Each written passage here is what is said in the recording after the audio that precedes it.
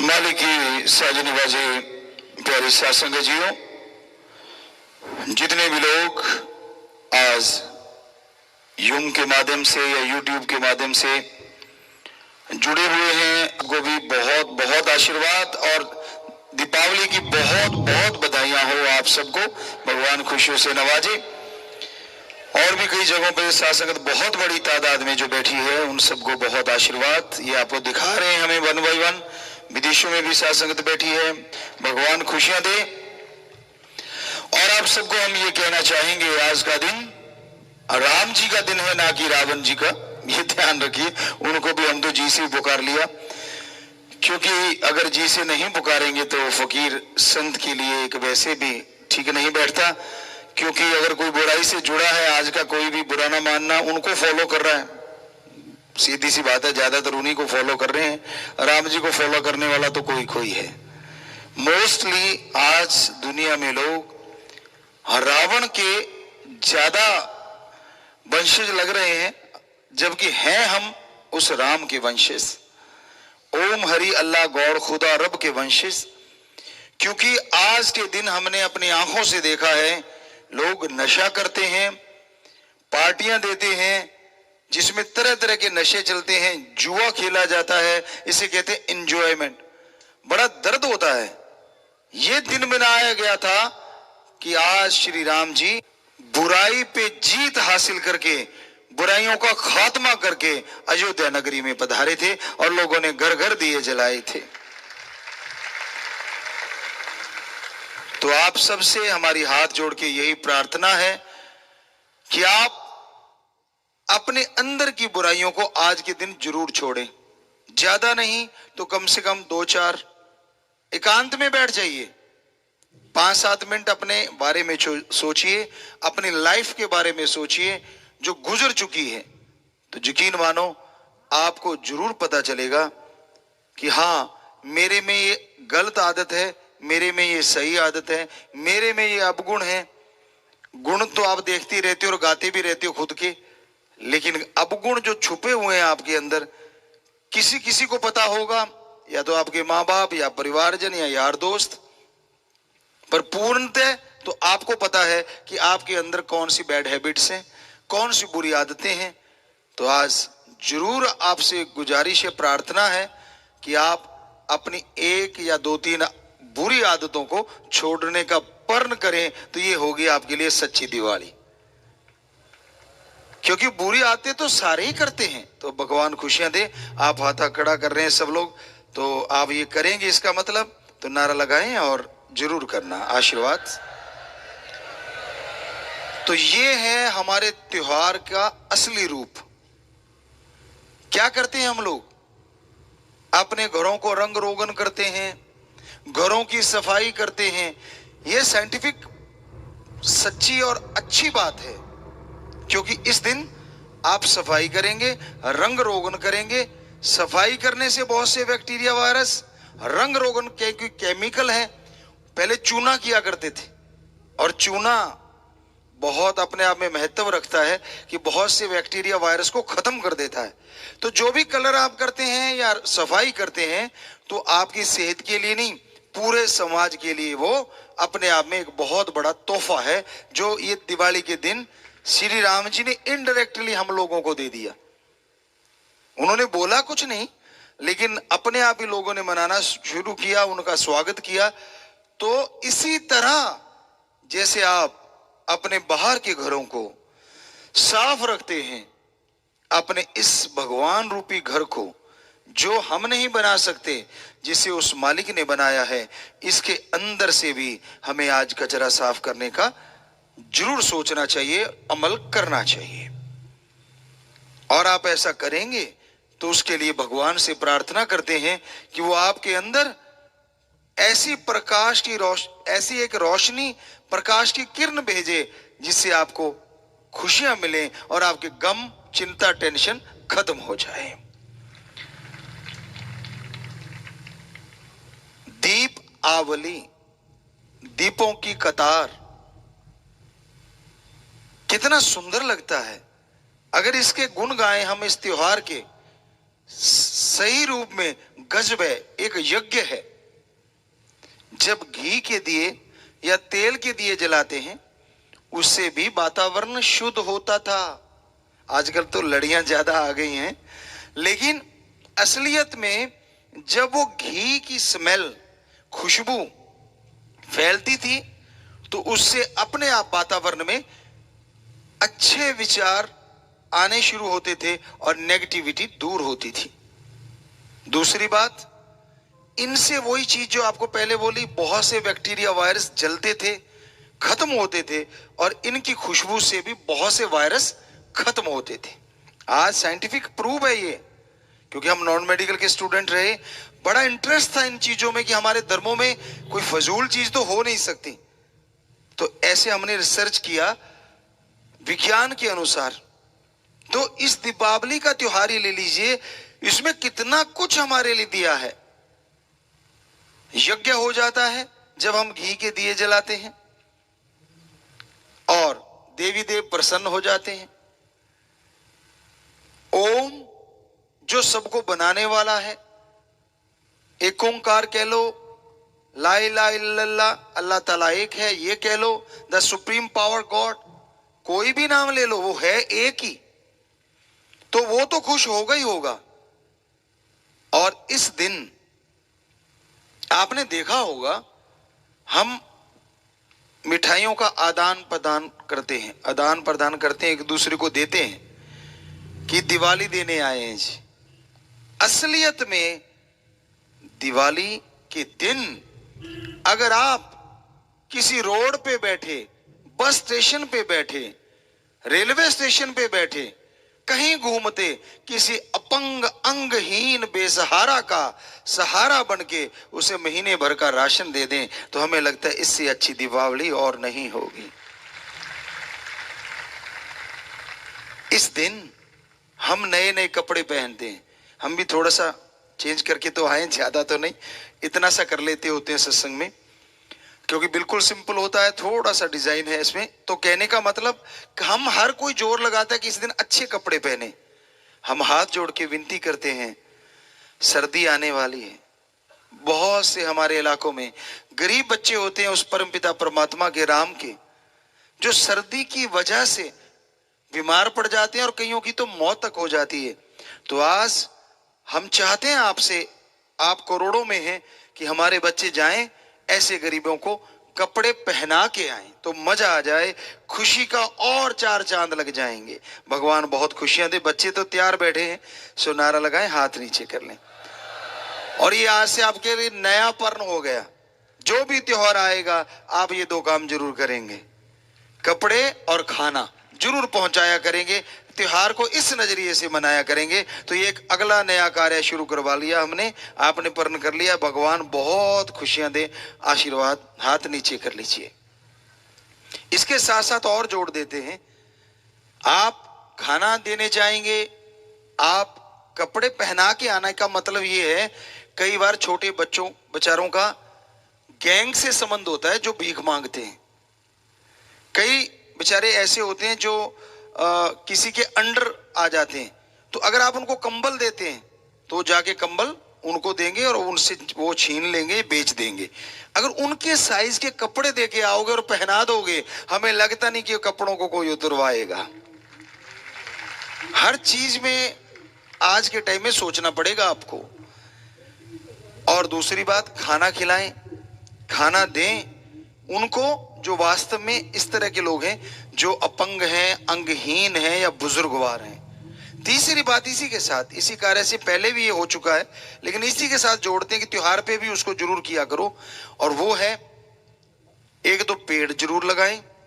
इसमें हाथ खड़ा ना करें क्योंकि ऑलरेडी आप कर चुके हैं। पेड़ जरूर लगाएं त्योहार के दिन, और जो जरूरतमंद हैं, दिखते हैं गरीब हैं बेचारे और बीमार पड़े हैं, उनका इलाज भी जरूर करवाएं। वो पहले ऑलरेडी आप कर रहे हैं, पर त्योहार के दिन।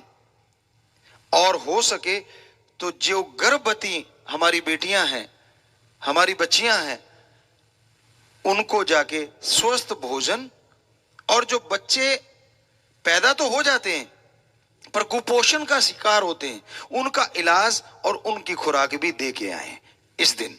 तो ये आपका कार्य पूरा का पूरा एक महान कार्य हो जाएगा और भगवान जी जरूर खुशियां देंगे। त्योहार हम खुशी से मनाएंगे और असली त्योहार मनाने का मजा आएगा। तो हम चाहेंगे आज हम शुरुआत करेंगे इन चीजों की। अभी तो क्योंकि अभी शुरू हुआ है, शाम को हम पक्का ये चीजें करेंगे जरूर। आपको पता है हमें, और हम अपने हाथों के जो कर्म योगी हैं, ये खेती करते हैं, हम ट्रैक्टर चलाते हैं, हम हर कार्य कर लेते हैं। आप लोग जानते हैं कंप्यूटर भी चला लेते हैं। सब चीजें राम जी की कृपा है, उनकी कृपा। हम तो खाक हैं, चौकीदार हैं, लेकिन राम तो महान है। तो उनकी कृपा है। शास्त्र नाम दाता हमारे गुरु जी, श्याम मस्तान दाता, तो उनकी रहमो करम है। तो कर्म तो हम सारे ही कर लेते हैं, लेकिन एट प्रेजेंट हमें लगता है हम खेती बाड़ी का आपको सीन 1-2 दिन में जल्दी दिखाएंगे। और दिखाने के लिए नहीं, प्रेरित करेंगे हर संत को, हर फकीर को कि मांग के मत खाओ, भगवान ने हाथ पैर दिए हैं तो कर्म करके खाओ, कर्म जोगी बन के रहो। बुरा मत बना लेना संत समाज। हम ये चाहते हैं कि हम एक उदाहरण बने दुनिया के लिए कि हाँ, संत भी करके खा सकता है। तो हर समाज का बंदा सोचेगा अगर पीर फकीर करके खाता है तो हम करके क्यों नहीं खा सकते। क्योंकि हमें मानने वाले करोड़ों में शिष्य हैं हमारे, सुनने वाले पता नहीं कितने लोग सुन रहे होंगे। तो आप सबसे भी प्रार्थना है कि कर्म योगी जरूर बनो, लेकिन ज्ञान जरूर हासिल करो। ज्ञान के बिना कर्म योगी अधूरा है और कर्म के बिना ज्ञान अधूरा है। छोटा सा उदाहरण आपको देते होते हैं। मान लीजिए आपको पता धरती में पानी है, ये तो हो गया ज्ञान। धरती के ऊपर बैठो, पालथी मार ली, हाथ जोड़ लिए, भगवान को बोलने लगे, भगवान पानी निकाल, पानी निकाल, पानी निकाल, निकल पानी, निकल पानी। तो क्या पानी निकल आएगा? नहीं। ज्ञान है कि धरती में पानी है, लेकिन कर्म क्या है? आप जाइए, बोरवेल करने वालों को बुलाइए, या खुद भी करना चाहते हैं तो पाइप वगैरह लाते हैं, उसमें बोकी वगैरह पुराने टाइमों में मारते हैं, या फिर कुआं बनाया जाता है। तो वो है कर्म। पता है यहां पानी है, ये ज्ञान हो गया। निकालना कैसे है उसका है ज्ञान, लेकिन जब करोगे तो ही वो बाहर आएगा ना। घी में दूध में घी है, सरसों के तिलों के दानों में तेल है, फूलों में खुशबू है, पर निकालने का ढंग अलग अलग है। कनौज इतर की नगरी माना जाता है, वहां पे गुलाब के फूलों का इतर निकाला जाता है। सत्संग करने गए थे हम, वहां जिधर देखो गुलाब ही गुलाब। तो कहने का मतलब एक प्रोसीजर है, एक ज्ञान है। हम तो गुलाब का फूल सूंघा, अरे वाह क्या खुशबू आती, और इसका तेल एक बूंद लगा दी। उन्होंने हमें दिया थोड़ा सा कि गुरुजी देखो हमने निकाला है, श्रद्धा से लेके आए। तो हमने वो लिया, उनको खुशी में कुछ दिया, प्रसाद जो भी दे पाए। तो जाके हमने वहां रख लिया और उसकी एक बूंद लगा के हम सत्संग करने चले गए। हमें अच्छे से याद है, शायद केरला साइड में हम लोग सत्संग करने गए थे। महीना भर सत्संग करते रहे, वापिस आए।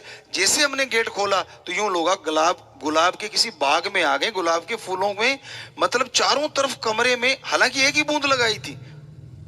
तो हम हैरान रह गए कि यार गजब है, कुदरत ने क्या क्या दे रखा है, बस निकालने का ढंग आना चाहिए।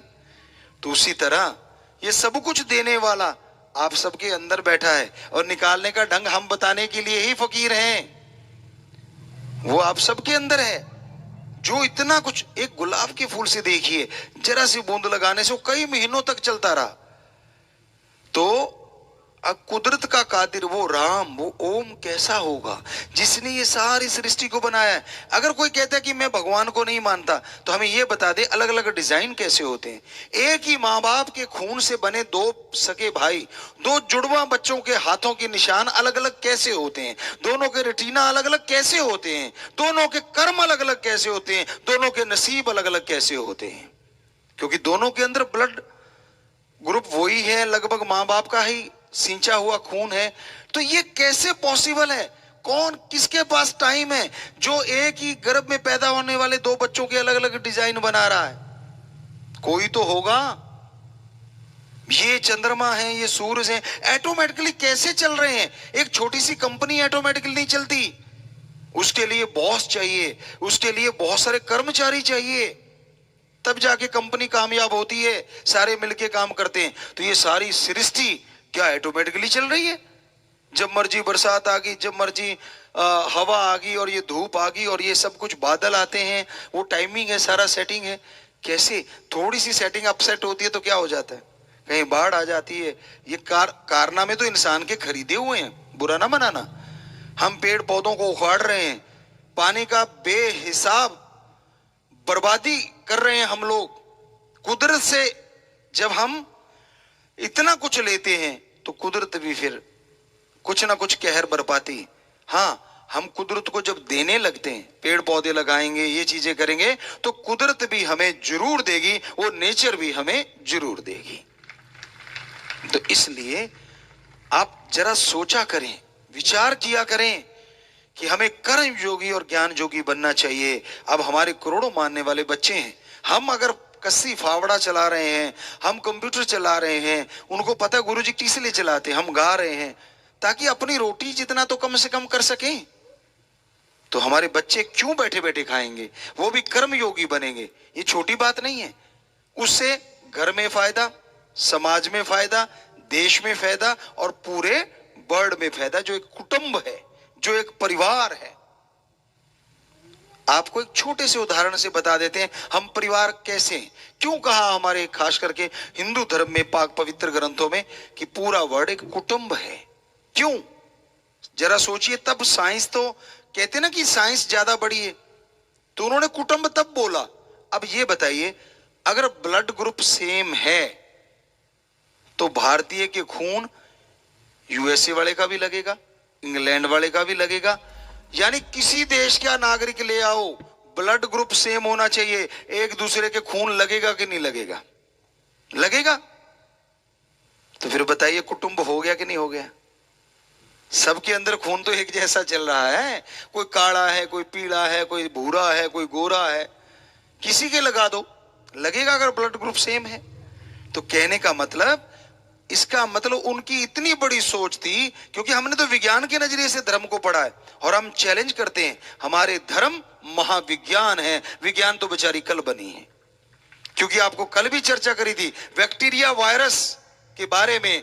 12,000 साल पहले वेदों की बात हम करते हैं, हालांकि आदिकाल से बने हैं, लेकिन पाक पवित्र वेदों में यह चर्चा है कि ऐसे जीव होते हैं, कीटाणु होते हैं, उनका नाम कीटाणु होते हैं, जो रोगी कर देते हैं।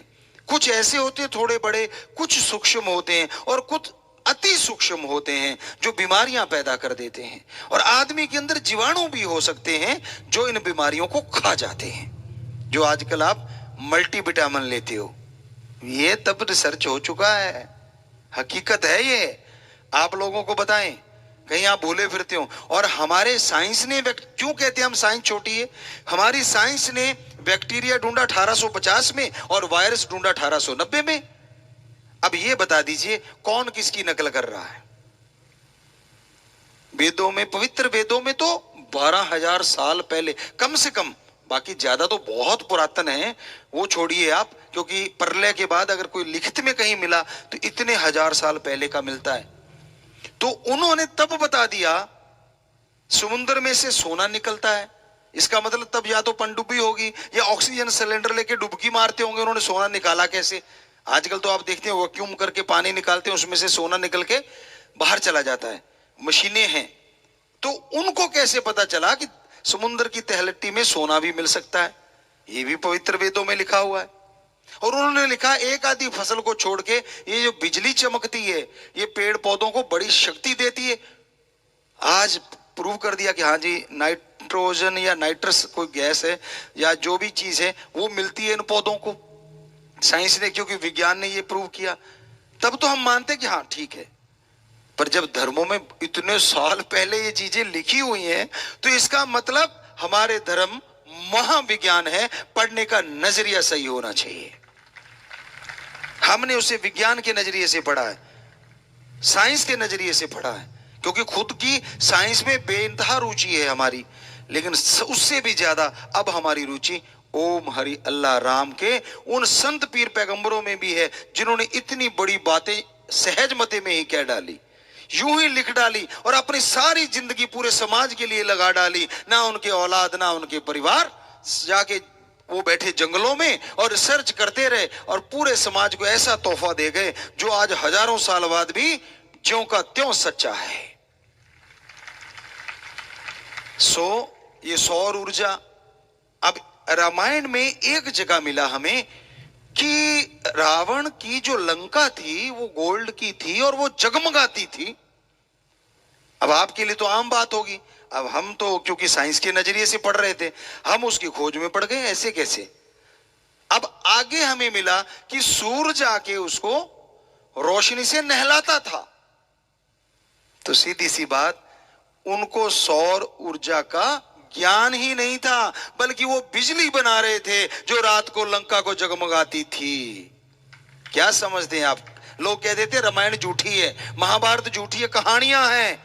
ये पवित्र ग्रंथों से हमने निकाली हुई चीजें हैं, जो अपने नजरिए से औरों ने भी निकाली होगी। हम कोई अपनी बड़ाई नहीं कर रहे, हमें राम जी ने ख्याल दे दिया, गुरु जी ने ख्याल दे दिया, तो हमने ये चीजें निकाली।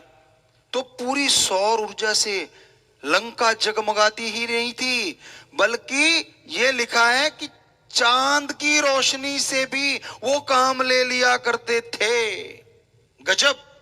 और फिर आगे पढ़िए, उसमें लिखा हुआ है हवा आके उनका झाड़ू लगाती थी।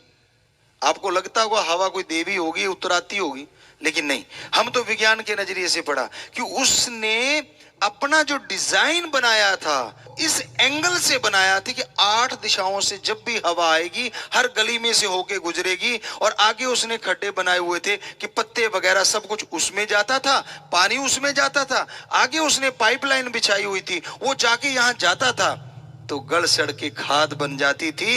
इसलिए वहां बाग बगीचे बहुत थे जो हनुमान जी ने उखाड़ दिए थे। शायद आप जानते होंगे, पढ़ा होगा। तो हमने विज्ञान के नजरिए से पढ़ा है, ना कि एक सिर्फ गाने का काम किया। हमने प्रूव किया है कि ये सच था। तो है ना कमाल। और वो जब चाहता था बरसात करवा लेता था।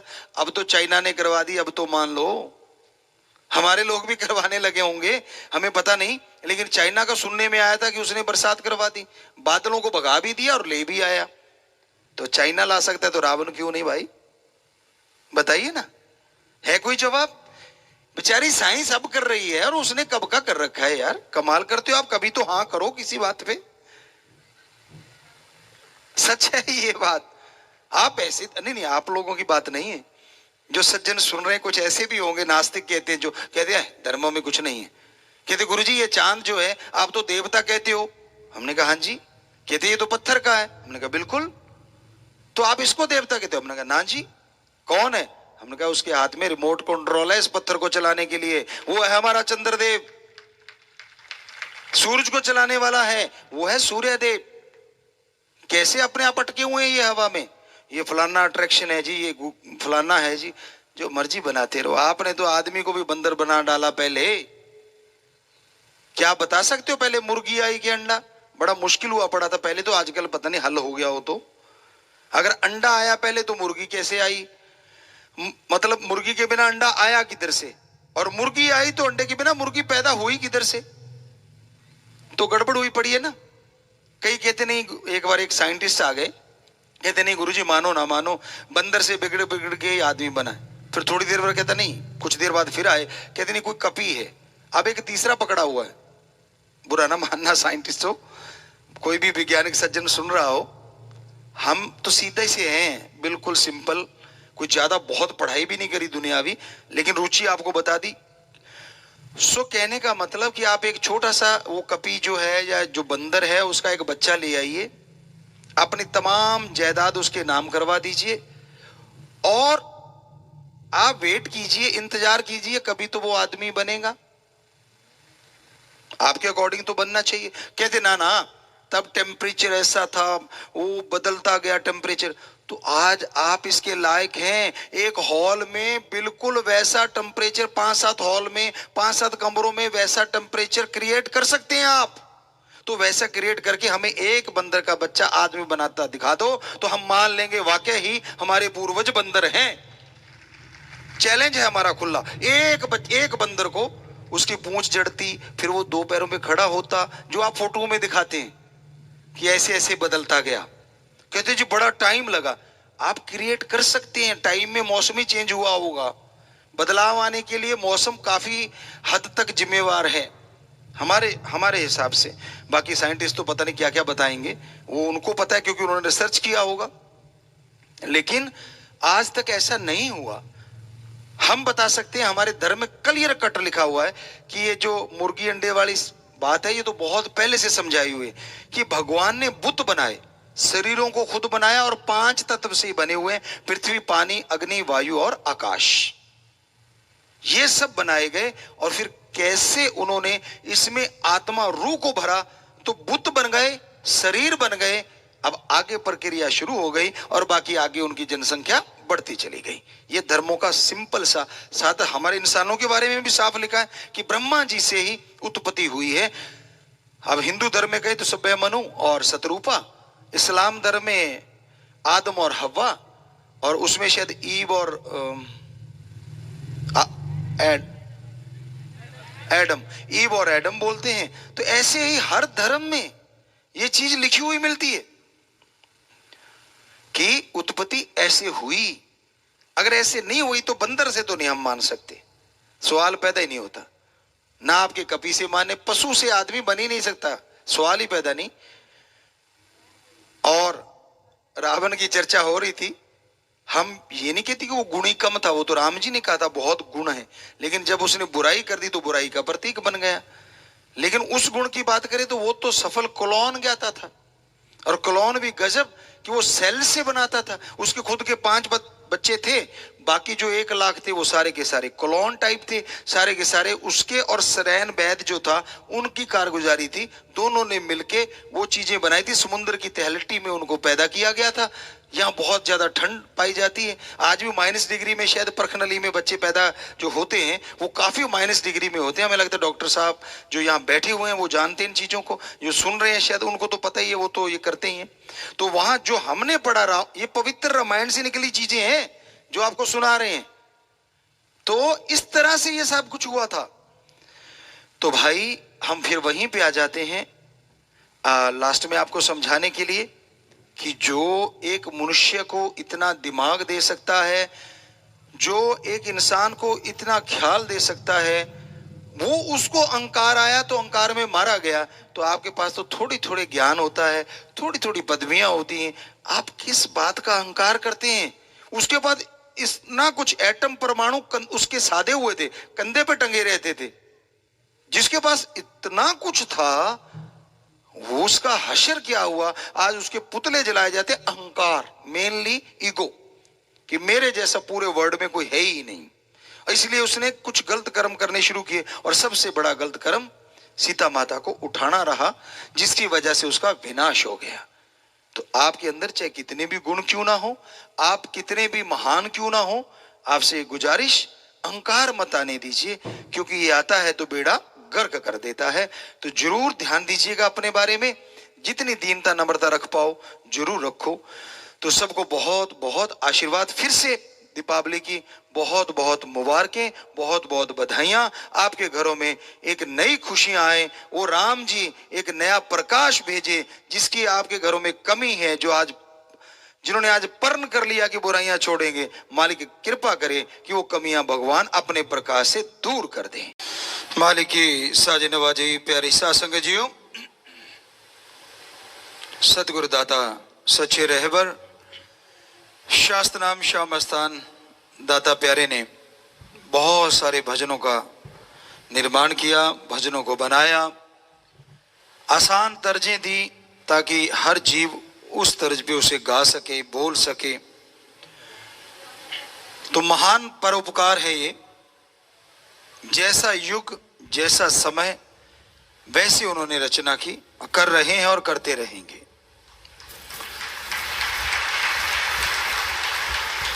यहाँ पे प्यार मोहब्बत की चर्चा जब जब भी होती है, उसका मतलब बेगर्ज निस्वार्थ भावना से, आत्मा का आत्मा से और आत्मा का परमात्मा से प्यार, यही सिखाया सतगुरु ने। आपस में प्रेम करो, लेकिन गर्ज नहीं होनी चाहिए।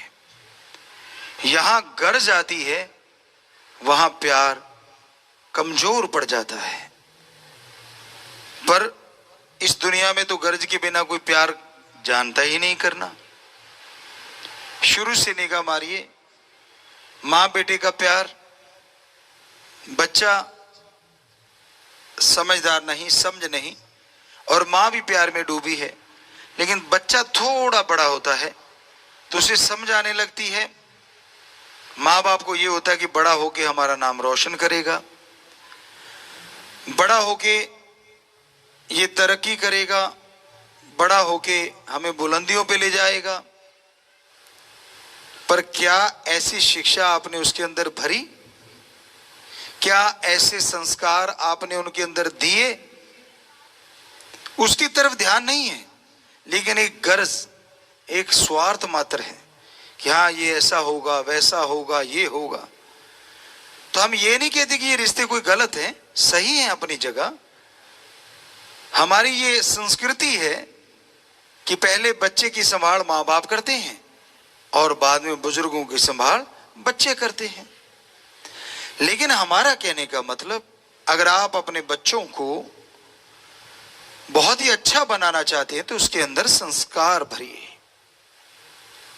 और बेपरवाह जी ने जो प्यार मोहब्बत की प्रथा चलाई, सत्संगी को प्रेमी कहा जाता है। और किसका प्रेमी? ओम हरि अल्लाह वाहिगुरु, राम का, सतगुरु का प्रेमी, जो मालिक की बनाई सृष्टि से बेगर्ज निस्वार्थ भावना से प्यार करे, मालिक की बनाई औलाद के लिए भला सोचे और भले के साथ साथ इंसानियत को कभी मरने ना दे। प्यार का रास्ता जो राम वाला रास्ता है, प्रेम का रास्ता जो प्रभु का रास्ता है, इस कलयुग में कठिन है, मुश्किल है। लोग बड़े ताने उल्हाने देते हैं, लोग रोकते हैं, टोकते हैं, पर आपने तो उधर ध्यान नहीं ना देना। कौन क्या कहता है, क्या नहीं कहता, ये उन पे छोड़ दीजिए। हर इंसान मर्जी का मालिक है। और हमेशा हम आपको पहले भी कहते रहे हैं कि इंसान को पकड़ के रोक लेते कि भाई इधर मत जाना, पर ये जो 2.5-3 इंच की जुबान है ना, इसको रोक पाना बड़ा मुश्किल है। तो कोई क्या कहता है, कोई क्या बोल रहा है, उस तरफ ध्यान नहीं देना। आपने ध्यान देना है कि हमें हमारे गुरु पीर फकीर ने सिखाया क्या है और हमें चलना किधर है। ध्यान सिर्फ उधर होना चाहिए। ना अहंकार करो, ना आपके शब्दों में कोई ऐसा अहंकार झलकना चाहिए, क्योंकि ये तो शिक्षा ही नहीं। ना किसी को बुरा बोलो, ना किसी को बुरा कहो। हाँ, अपने प्यार मोहब्बत के रास्ते पे आप हौसले के साथ, आप दृढ़ता के साथ आगे बढ़ते जाओ। यही बेपरवाह शास्त्र नाम जी दाता ने सिखाया है। और आपको पहले की तरह हमेशा कहते हैं, तेनों यार नाल की, तेनों चोर नाल की, तू अपनी नवेड़ तेनों होर नाल की। रास्ता तय करना है एक मालिक के प्यारे ने। तो जो सतगुर बेपरवाह दाता रहबर ने बता रखा है, उस रास्ते पे चलिए। उस ओम हरि राम का नाम जपो, जो आपको आने वाली बहुत सारी समस्याओं से, परेशानियों से, मुश्किलों से बचा लेगा, आपके अंदर आत्मबल भर देगा। और जिनके अंदर आत्मबल होता है वो बुलंदियों को छू लेते हैं। जिनके अंदर आत्मबल होता है वो मन के हाथों मजबूर नहीं होते, और जो मन के हाथों मजबूर होते हैं उन्हें गुरु संत पीर फकीर की बात अच्छी नहीं लगती। ये मत भूलो, वो राम ओम हरि अल्लाह वाहिगुरु गॉड सबकी खबर रखता है, सबको जानता है। कई सज्जन ऐसे भी होते हैं, बहाना कर लिया, अब राम नाम में नहीं आना, मेरा तो काम धंधा पड़ा है भाई, मेरे तो दुकान में बिजनेस में लॉस हो जाएगा, मेरे तो ये हो जाएगा, मेरे तो सिर दर्द है, मेरे तो बदन दर्द है। आगे पीछे बिल्कुल दर्द नहीं होता। ये मत बोलो कि वो जानता नहीं, पर वो राम, उसके संत पीर फकीर सबका पर्दा रखते थे, रखते हैं और रखते ही रहेंगे। वो तो हाथ जोड़ के ये कहते हैं कि ये बहानेबाजी। अब तुझे रोज के नौकरी में 10,000, 1,000, 500 रुपए मिलते हो, वहां तो नहीं बहाना करता, तब तो सिर दर्द नहीं होता, तब तो कोई और काम धंधा नहीं होता। पता है अगर एब्सेंट हो गया तो 1,000 उड़ गया, 10,000 उड़ गया, जैसी भी आपकी नौकरी। तो उस समय तो बड़ा ध्यान रहता है। और जब राम नाम में बैठना हो, सत्संग में बैठना हो, तब बदन दर्द, सिर दर्द, फला काम में कमी, ये है वो है, बहुत सारी चीजें आप गिनवाने लग जाते हो। कई कह देते हैं जी राम नाम के लिए समय नहीं है। खाने के लिए समय, पीने के लिए समय, पहनने के लिए समय, सोने के लिए समय, हर कार्य के लिए समय है और समय अनुसार ही आप खाते पीते हैं। लेकिन परमात्मा के लिए, प्रभु के लिए जब बात आती तब कहते समय नहीं है। तो ये तो बहानेबाजी है। हकीकत ये है समय तो है, पर आपको अलूणी सी लगती है कि भाई मनोरंजन नहीं है, मजा नहीं आ रहा।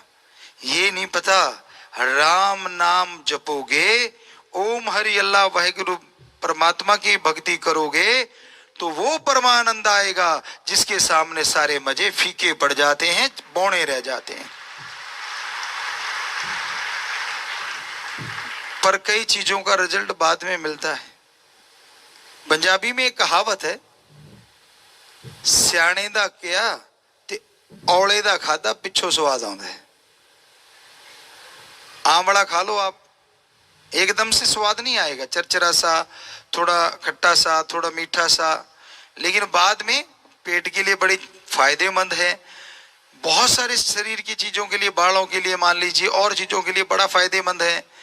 उसके बाद में कभी पानी पियो तो बड़ा स्वाद लगता है, बड़ा अच्छा लगता है। तो इसी तरह सियाना, समझदार, जिसने उम्र का तजुर्बा लिया उसे सियाना कहा जाता है, या सबसे जो राम से जुड़ा हुआ है वो सियाना होता है। तो उसकी बात का बाद में पता चलता है। इसी तरह राम नाम का और बेगर्ज प्यार करने का पता बाद में चलता है, जब आपको बेइंतहा खुशियां मिलनी शुरू होती हैं, जब आप परमानंद में माला माल हो जाते, परमानंद से जुड़ जाते हैं। तो प्यारी सासंग जियो, सतगुरु के एक अल्फाज पे कितनी देर भी बोलते रहें तो भी कम ही रहेगा। यानी गागर में सागर समाया हुआ है। वो तो आप जानते हैं, ग्रंथ भी बेपरवाह जी ने इसके नाम से बनाया है। सो गागर में सागर का मतलब थोड़े शब्दों में बहुत कुछ बेपरवाह जी ने बख्श रखा है। तो आप उस परम पिता परमात्मा का नाम जपें, मेहनत करें, बिगड़े काम बन जाएंगे, गमों से निजात मिल जाएगी, टेंशन फ्री हो जाएंगे, चिंता मुक्त, टेंशन फ्री। ये छोटा शब्द थोड़ा ना है आज के टाइम में। जिसे देखो टेंशन ओढ़ के घूम रहा है। छोटे को छोटी टेंशन, बड़ों को बड़ी टेंशन, बच्चे को स्कूल की टेंशन, छोटे को खिलौनों की टेंशन, कॉलेज वालों को उससे और बड़ी टेंशन, यारी टूट ना जाए, यारी जुड़ ना जाए, ये किससे जुड़ा, मैं किससे जुड़ा, वो क्यों जुड़ा, ये क्यों जुड़ा, आप सब समझते हैं। फिर एक और माँ बाप को टेंशन, कहीं नशे से ना जुड़ जाए। नशा बर्बादी का घर है, और आजकल तो चिट्टा काला पीला पता नहीं कौन कौन सा नशा चल पड़ा है, जो बर्बाद करता जा रहा है, जो जिंदगियों को ऐसी बना देता है जैसे कोई ढांचा हो, जैसे कोई रोबो हो, जो सिर्फ नशे के इशारे पे चलते हैं, नशे के इशारे पे नाचते हैं, नशे के इशारे पे बोलते हैं। तो आप इनसे बचना चाहो तो राम का नाम, बस थोड़े से शब्द होते हैं, चलते बैठ के लेट के, काम धंधा करते सोते जागते, यानी हाथों पैरों से कर्म कीजिए और जीबा ख्यालों से प्रभु के नाम का जाप कीजिए, धर्म कीजिए। पंजाबी च कहते हैं, हथ कारवल ते ध्यान रब यारवल। किसने रोका है काम धंधा करने से? पर अगर ध्यान कंप्यूटर में लगाया हुआ है तो जीबा तो खाली है, इसमें ही राम राम करते रहिए। अब दो शब्द बोलने से तो आपका ध्यान भंग नहीं होगा, क्योंकि हमने खुद तजर्बा किया है, पर सिक्स सेंस जगाना जरूरी है उसके लिए। यहाँ क्या हो रहा है, वहां क्या हो रहा है।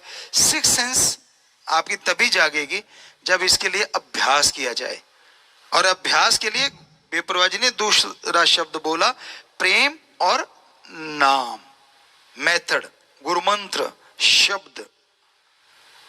सिक्स सेंस का मतलब है कि यहां बैठे हैं तो अब हम आपसे बात कर रहे हैं, इधर कोई बोल रहा है वो भी हमें सुन रहा है, सामने कोई खड़ा रहा है वो भी दिख रहा है, कोई पंखा चला रहा है वो भी दिख रहा है, कोई हिलजुल कर रहा है वो भी दिख रहा है, कोई पीछे से आ रहा है वो भी दिख रहा है, और साइड में खड़े हैं वो भी दिख रहा है, कोई हाथ हिला रहा है वो भी दिख रहा है। तो यानी बोल रहे हैं, लेकिन सिक्स सेंस जिसकी इतनी हाई हो जाती है वो कर सकता है। अब कंप्यूटर भी चला रहे हैं और अब चेतन मन से राम का नाम भी लिए जा रहे हैं या जीवा से, पर उसके लिए तो अभ्यास की जरूरत है, अभ्यास जरूरी है। तो अभ्यास तभी होगा ना जब शब्द होंगे, और शब्द तभी होंगे जब आप गुरु के पास आएंगे। वैसे भी तो आप जाते हैं, अब अगर आप मैकेनिक बनना चाहते हैं तो उस्ताद बनाना जरूरी। अब बच्चे साज बजाते हैं, ऐसा साज बजाना चाहोगे तो इनके लिए आपको इनके पास सीखना जरूरी या मास्टर के पास जाना जरूरी। अब सीधे तो नहीं, देखने वाले को लगता है यार उंगलियां ऐसी चला रहे हैं, चला के तो देखो लगेगा पता। कहना आसान है, अब चलाते चलाते गाना और मुश्किल हो जाता है। और कई बच्चे इतने टैलेंटेड होते हैं कि वो बहुत सारे साज भी बजा सकते हैं और गा भी सकते हैं। मतलब करत करत अभ्यास के जड़ मत होत सुजान। अभ्यास होता है अपना अपना, जैसे जैसे करते जाओगे वैसे वैसे आपके अंदर छुपा हुआ टैलेंट, दूसरे शब्दों में आपके अंदर का आत्मबल बढ़ता जाएगा और आप सक्सेस होते जाओगे, सफलता आपके कदम चूमने लगेगी। तो दो शब्दों में बड़ा सार छुपा है, नाम जपो और प्रेम करो। नाम, नाम कोई अलग पंथ नहीं है, नाम कोई अलग शब्द नहीं है। नाम हिंदी में कहें तो, अब इतने आप सब लोग जुड़े हुए हैं, यहां भी सेवादार बैठे हैं, अब अगर बंदा बंदा कहें तो कौन उठेगा? सारे बंदे हैं। पुरुष पुरुष कहें तो कौन उठेगा? स्त्री स्त्री कहें तो कौन उठेगा? बाई नेम बुलाएं तो झट से खड़े हो जाओगे। तो ये जो नाम बेपरवाह जी ने बोला है, ये उस ओम का नाम है, सुप्रीम पावर का नाम है। बाई नेम उसे कॉल करना है, उसे बुलाना है, उसे अभ्यास में लाना है। और जैसे ही उसका नाम आप पुकारेंगे तो उसका फल मिलेगा ही मिलेगा। अब मां कहने से मां सुन लेती है, तो उस ओम अल्लाह वाहिगुरु गॉड खुदा राम परमात्मा का नाम लेने से वो क्यों नहीं सुनेगा? टाइम लगता है, उसकी वजह भी आप ही हैं, आपके कर्म हैं। कर्मों की दीवार इतनी जबरदस्त खड़ी कर रखी है आत्मा और परमात्मा के बीच में आपने, कि आपकी आवाज तो वो सुन रहा है पर उसकी आवाज आप नहीं सुन रहे हैं। ये मत भूलो कि आपकी आवाज नहीं जा रही उस तक, आपकी तो हर आवाज जा रही है, आपका हर कर्म जा रहा है प्रभु तक, पर वो जो भेज रहा है वो नहीं सुन पा रहे आप। क्यों? साईं मस्ताना जी सीधे शब्दों में कहते थे, कानों पे बड़ी मोहर लगा दी काल ने। दूसरे शब्दों में आपने कर्म कर करके एक दीवार खड़ी कर दी। जैसे अब अगर यहां दीवार बना दें तो आप कुछ भी बोलते रहो, क्या सुनेगा? कुछ भी नहीं। ये जरूर एहसास होगा कि आवाज कहीं से आ रही है, वो भी तब जब आप सुमरण करने लगोगे। तो आपकी आवाज वो सुन रहा है, इसलिए कभी भूल के भी गलत मांग ना मांगा करो। क्या पता सुमरण करते करते करते करते आपको उसकी आवाज सुनने वाली हो और आपने गलत मांग लिया और उससे तथास्तु हो गया तो हो लिया काम।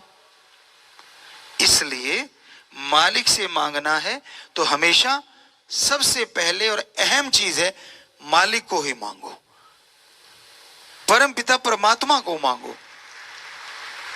आपको सुनाया करते हैं कि एक राजा ने नुमाइश लगा दी, बीच में खुद बैठ गया, सबको बोल दिया आओ, जो चीज चाहिए ले जाओ।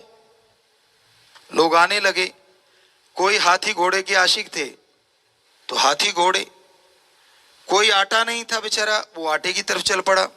पर शर्त ये थी कि एक बार ही आप ले सकते हो।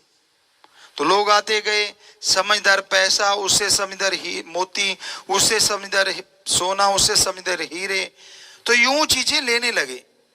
एक आया, राजा बैठा देख रहा था। राजा से बोला, हे राजन, इस किले के ग्राउंड में जो भी साजो सामान आपने लगाया है, क्या हम कुछ भी ले सकते हैं? राजा कहने लगा, बिल्कुल। कहता, राजन फिर से मैं आपसे पूछता हूं, किले के ग्राउंड में जो कुछ भी है, क्या हम कुछ भी ले सकते हैं? तो राजा कहता, हां आप ले सकते हो। तो उस आदमी ने झट से राजा की बांह पकड़ ली। राजा कहता, ये क्या है? कहता, जी मैंने तो आपको लिया। तो राजा ने देखा, हां ग्राउंड में मैं बैठा हुआ हूं।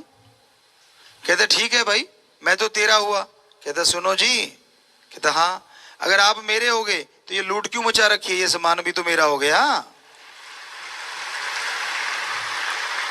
तो कहने का मतलब, अरे जब कुछ मांगना ही है, क्यों ना सतगुरु से सतगुरु, ओम से ओम, परम पिता परमात्मा से परमात्मा को मांगो, जिसने सब कुछ बनाया है। जब वो आपका हो जाएगा तो क्या कोई साजो सामान बाकी रहेगा?